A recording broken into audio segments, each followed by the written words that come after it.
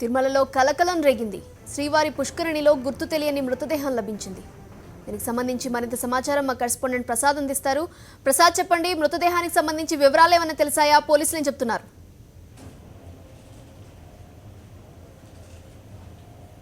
తిరుమల శ్రీవారి ఆలయం పూర్తి దూరంలో ఉన్న పుష్కరంలో మృతదేహం పైకి లేవడంతో అక్కడ ఉన్న భక్తులు కూడా భయభ్రాంతులకు గురయ్యారు. దీంతో వెంటనే అక్కడ ఉన్న అధికారులకు తెలపడంతో పోలీసులకు సమాచారం ఇచ్చారు. ఈ నేపథ్యంలో అనుమానాస్పదంగా మృతి చెంది ఉన్న ఈ యువకుడు దాదాపు 22 సంవత్సరాల నుంచి 25 సంవత్సరాల ఉన్నట్టుగా పోలీసులు గుర్తించారు. కానీ ఇతనికి సంబంధించి పూర్తి వివరాలు అయితే ఇప్పటి వరకు పోలీసులకు కానీ ఎవరికైనా తెలియలేదు.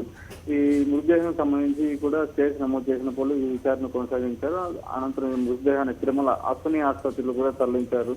అలాగే ఈ పుష్కరిణి అంటే సోమవారికి పవిత్ర పుష్కరిణి అయిన దీంట్లో మృతదేహం వెలికి రావడంతో దాదాపు ఇది జరిగి దాదాపు 2 రోజులకు ముందు జరిగినట్టుగా కూడా పోలీసులు అన్నారు. ఎందుకంటే నీటిలో మునిగిపోయిన మృతదేహం పైకి లేవాలంటే దాదాపు 2 రోజులు పడుతుందని పోలీసులు కూడా అంటున్నారు. దాదాపు 2 రోజులకు ముందే ఇది జరిగినట్టుగా తెలుస్తుంది. దీన్ని బట్టి శ్రీవారి పుష్కరిణిలో కూడా భక్తులను అనుమతించడానికి కూడా టీటీ అధికారులు నిలిపివేయడం జరిగింది. ఎందుకంటే పవిత్ర పుష్కరిణిలో ఇలాంటివి జరగడంతో పుష్కరిణిలో శుద్ధి కార్యక్రమాలు చేసిన అనంతరమే భక్తుల్ని స్నానాలకి పంపిస్తామని కూడా టీటీడీ అధికారులు చెప్తున్నారు. నీలిమ.